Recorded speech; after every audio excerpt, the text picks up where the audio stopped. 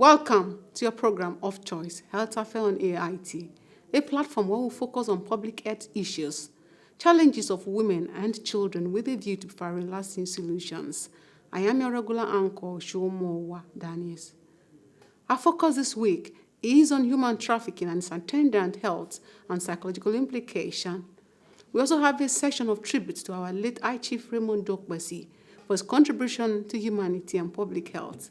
Please don't go away. We'll be right back after a new segment. More intake of milk in people's diets and the National School Feeding Program were of concern at a major event on the local scene in the week. The meeting of the Nigerian Heart Foundation 2023 World Milk Day Roundtable had representatives of the World Health Organization, WHO, and the federal government of Nigeria in attendance. Research shows that many households all over the world depend on milk for their diet, from cheese and beverages to baked foods of all kinds. However, in Nigeria, 37% of about 31 million children under 5 years are stunted. According to official figures from the United States Agency for International Aid, as a result of malnutrition. Thus, the need for the production of more milk for consumption and national economic growth. The Nigerian Heart Foundation, we are also particular about milk that is heart-friendly, that contains low fat, that contains low sugar, and that also contains low salt, because these are the ingredients that are important for healthy living, especially the low fat content, which is why we are particularly, and also we are advocating to the country to invest in the dairy farm. The dairy farm is farming that contributes a lot to development of the country. There is need for milk in the diet of children because it is relevant for their growth and well-being. It is relevant for brain development. So for school-age children, milk is a yes. If states across Nigeria will budget money for milk consumption among their school children, then it will go a long way to help Nigerians.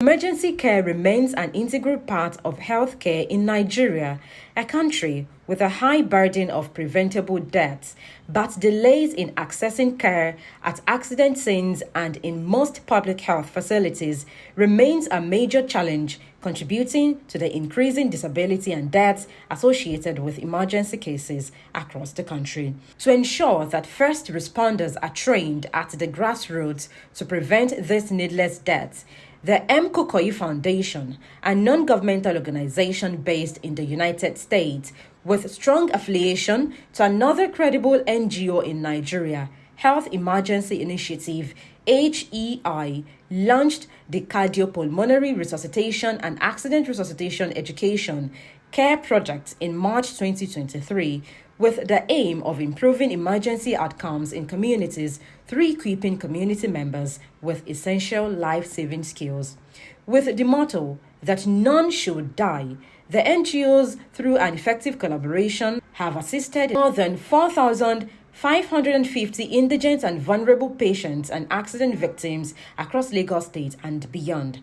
The award recipient organizations have also trained and equipped more than 37,600 personnel of emergency agencies, including FRSC, police, LASMA, VIO, fire service, secondary school students, commercial transporters, dispatch riders, vulcanizers, and others on cardiopulmonary resuscitation, first aid, as well as crowd control. The latest pilot community outreach took place on Saturday, May 20th, 2023 at the Bishop Age Lawn Tennis Court in Mushin. Pre-hospital care, which is a branch of emergency medicine that includes all care received in the community prior to presentation at a health facility. This includes all the care administered by bystanders. Though there is an identifiable gap in the level of knowledge and practice of life-saving skills among citizens in Nigeria, experts believe there is lots of room for improvement. A total of 68 participants, including trainers and community members, members of the Federal Road Safety Corps (FRSC), and Lagos State Emergency Ambulance Services were also present at the occasion and shared practical field-related experiences that community members could relate with. Coursework and practical sessions were led by American Heart Association certified tutors together with MKF volunteers and covering topics such as cardiopulmonary resuscitation, CPR, first aid for burns, choking, sprains, fractures, among others. Director General of the National Agency for Foods, Drugs Administration and Control, NAFDAC, Professor Mojisola Adeyeye, has reassured Nigerians that all instant noodles manufactured in Nigeria are safe for human consumption following outcome of investigations carried out after the Taiwan and Malaysia scare. According to Professor Adeyeye, the 114 samples of noodles tested in Abuja, Lagos and Kano State were free from ethylene oxide and its derivatives. The investigation was occasioned by the recall of the Indomie instant noodle special chicken flavor by the Ministries of Health in Taiwan and Malaysia on account of alleged presence of ethylene oxide, a chemical compound associated with the risk of cancer. Beyond the test for ethylene oxide and its derivatives, other contaminants such as toxins and heavy metals were also analyzed. Noodles in Nigeria are safe. I've just taken a good chunk of it this morning,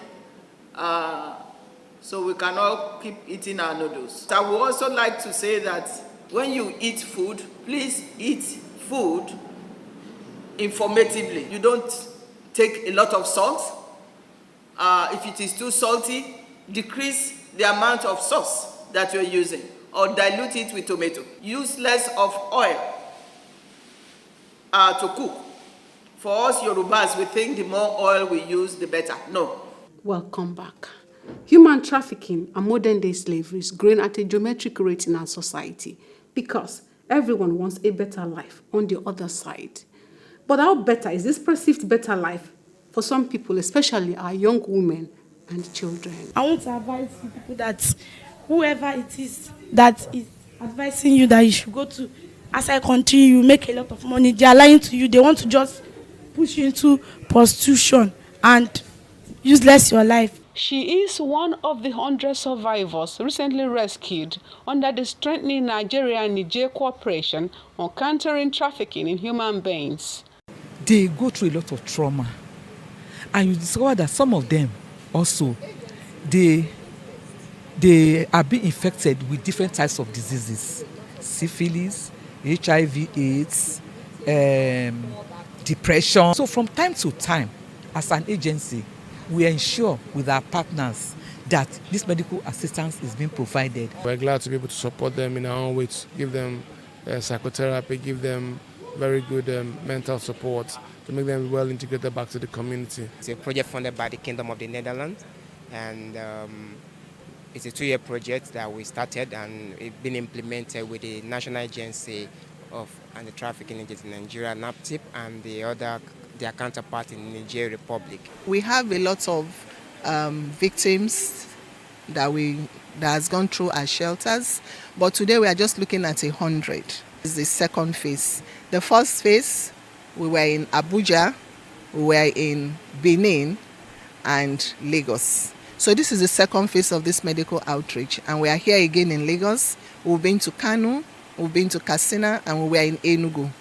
And so for each of these places, we ensure that we take, care of as many victims as possible so that they can enjoy this medical outreach for free and also get a welcome pack that will help them keep themselves, their physical health clean. Beyond the risk of mental health trauma and sexually transmitted diseases, not many return with their vital organs intact. The demand for organs, the vital organs like the kidneys, the pancreas, and the liver, and some other organs are in short supply.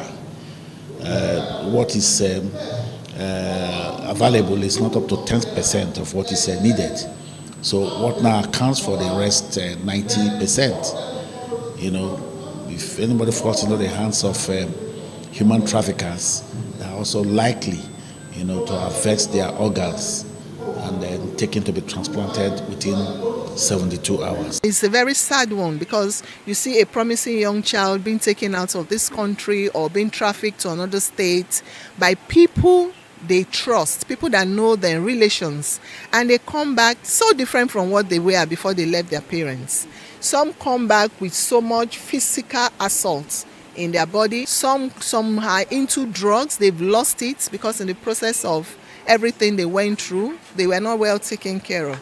So the risk is enormous, and we said the children are the future of this country, and so if we do not manage them well now, we do not take care of them, we do not clear this ailment they're going through, it's going to be a problem for the country. The risk is so high.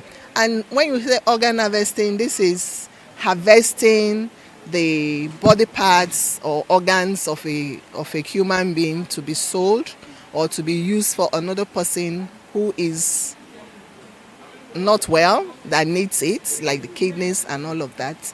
And so you see some people being deceived and taken out. Most of these people, they take their organ parts, do not even know that their organ parts are going to be taken, because they go through a procedure where they are knocked off and these are taken. And by the time they come back to life, they just discover that they are a little bit weaker than they used to be. And it's a problem. Human trafficking, a form of modern-day slavery, is a global phenomenon that can affect anyone. Hence the call by experts at a recent forum in Lagos State for greater collaboration to win the fight, especially the media. The current trends now are issues of sextortion, where young girls and boys are made to go nude. And of course, their videos and pictures are taken and posted in the internet both for financial and material gains. There's also the issue of baby factories and baby, harvesting. It's becoming on the increase, and of course, our advice is that, prospective adopters should follow the legal process and adopt, the kids they want to adopt, because it's legitimate, instead of buying babies, from traffickers, which of course is a criminal offense. The issue is serious. We don't look at statistics, we look at the individual, we look at the person. If one Nigerian is enough for us to have issue of emergency, then it's possible, and it should be, because that person could have been a scientist, a pilot, a medical doctor, a nurse that would help in bringing about changing the fortunes of this country. But if it's somebody that, if we allow that resource to waste because of trafficking person, many of them come down not knowing that their organs have been taken away, their kidney, whatever. But here we'll target ritual. I think time has come for us to begin to deconstruct some of these euphemisms that we give and begin to apply it the way it is. So the triggers are there, because if with the help of the media and we'll bring this conversation to the dinner tables of Nigerians, they will know that the street of Europe is not paved with gold. Not only not being paved with gold, but also that we are wasting our young people. And I feel that the only solution is to make home home. Making home home is making home conducive for people to stay. How do they stay? They stay by when their schools are there for them to go to, when there are hospitals for them to attend to their medical needs, when parents are at home to mind their children, not to be chasing anywhere, anything. So those are the issues that we'll articulate, and programs and policies that make it like it used to be in those old age when Nigerians want to go to Nigerian schools. The first filter is going to find the perpetrators and the criminal network, and that first filter is the press media, the consulate that has in charge of issue the visa, the means of transport that has to provide the flight ticket to the perpetrators. Human trafficking is evil. It's one of the greatest crimes against humanity. We have seen countless numbers of Nigerians involved. While Nigeria is not the only country that is involved, but I'm a Nigerian and I'm concerned. I'm not saying Nigeria has the highest number, but if you look at what human trafficking does to a person, they traffic them, they dehumanize them, they commercialize on them, they put them in slavery camps. Some are taken to sex camps where they are abused. You won't pray your enemy go through that. So for us to get rid of this, we're asking the federal government to first of all address the pull and the push factors. It cuts across gender and race. The major challenge we have with our young people is that they feel the field is greener on the other side. But the way you water your field, that's how it becomes green. When you have promises that are too good to be true, you need to check them again. The fact that someone has promised you that if you cross the ocean or if you cross the desert, you are going to get something beautiful over there. It's not always there. There's no free lunch anywhere. One of the ways to end human trafficking is what the NAPTIP and then other stakeholders are doing by involving the journalists who are disseminating information to the public. And I've gained a lot because as a journalist, I write and many people read, and there are some words that are not supposed to be used. So we have been taught. According to the speakers, poverty, unemployment, the harsh economic realities in Nigeria, and parental pressure are some of the push factors that lure youth into the bait of human traffickers and must be addressed for meaningful progress to be achieved. A healthy population, people often say, builds a prosperous nation. But many Nigerians are threatened on a daily basis and die needlessly due to diseases, poor health care, malnutrition, and lack of access to relevant health information. The sorry state of our health infrastructure is also a major challenge. On Health Affair, Oshomo Daniels brings these challenges to the attention of relevant authorities for a lasting solution. For sponsorship and advert placement, please call the numbers showing on your screen.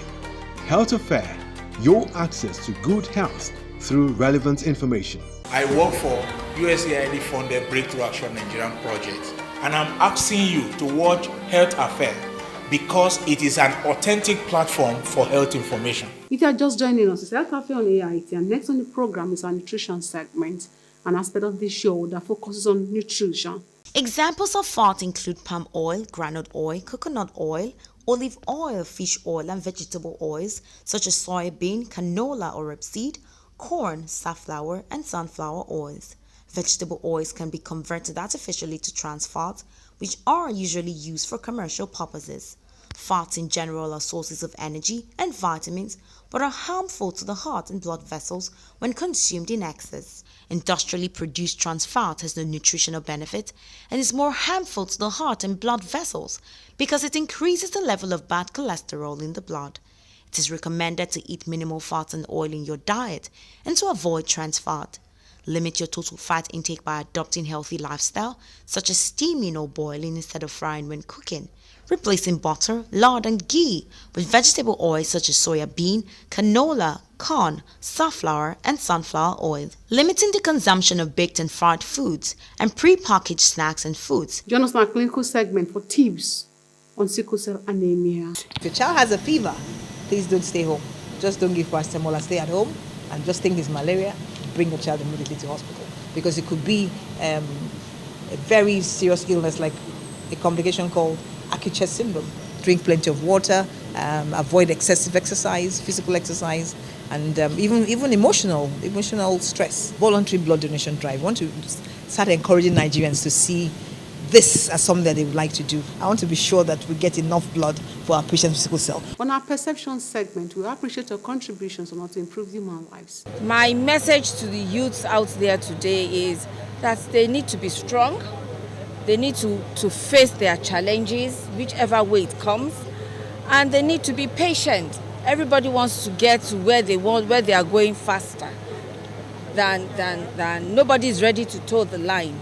They all want to get rich, they all want to be big people, they all want to get high, they want to do different things quickly. But life isn't that way. Remember to always pay attention to your health because you have only one life to live. Live it well so that when you are gone, people will have good memories of you.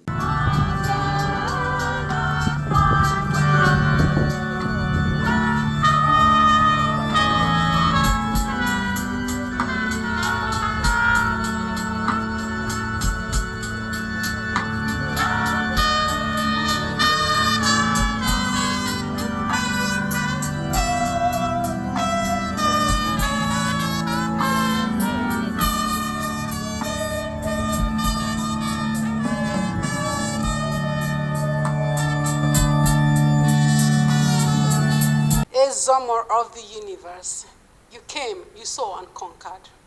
Rest on, my emeritus, from Paulinus Oguti. The comments on the condolence register could go on and on. Some staff of the organization and those who have at one time or the other encountered the late media icon said the news of his demise came as a rude shock.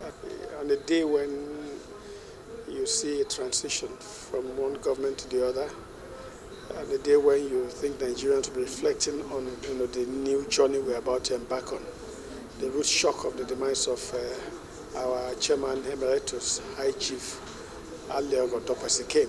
And since I got that news, I've not got to myself. High Chief will be highly missed. And the indelible marks he has left on the sand of time will be there forever, for generations even yet unborn to see. He had an open door policy. You could walk up to him, tell him your problems. Chairman will sit down, share drinks with staff members. He had no ears around him. He was just him. He was just a God-sent person. He was a special kind of person. May the Lord rest his soul. The pioneers of the digital television system in Nigeria with AIT, and every other thing that happened for a lot of stations came because of him. He was at the forefront. So for me, my condolences to his family and to the staff of AIT. To make sacrifices financially and otherwise to help people with kidneys. It's a very good, innovative gesture by your organization. There's no doubt about that. But there are a lot of people who have kidney issues who are indigent, who can't take care of themselves. So this organization has done a lot to increase the awareness of this disease and also to ensure that they get properly treated. And once you do that, of course, only God can reward the organization. So on behalf of Youth Management, I want to thank you, the chairman and his members of management and the board for their kind, humane gesture to humanity. It's not more with us, but it's so less in perfect peace. He has done his best. We only say that his successor, they should continue in the way he has done. He's a light bearer. He's a standard bearer. He's a pioneer. But then we have moved on to another thing now. Still, there's a minimum level of behavior and ethics. So we ask them to uphold what he has done. We ask them to invest more. We ask them to extend and do better. People as great as that, the legacy lives on. Even them not being around, a lot of things that they have put on ground, all right, that they've established will continue, hearing after them. We are grateful to God that some of us actually have the opportunity to meet with him while he was on this side of the world. All we can say is to wish the family the fortitude to bear this irreparable loss. The marine engineer who ventured into the media industry with the establishment of Ray Power 100.5 FM, Africa Independent Television, AIT, and Faji FM blazed the trail by reflecting the African continent in positive light. High Chief Raymond Dokpesi died on the 29th of May 2023 after a brief illness at the age of 71.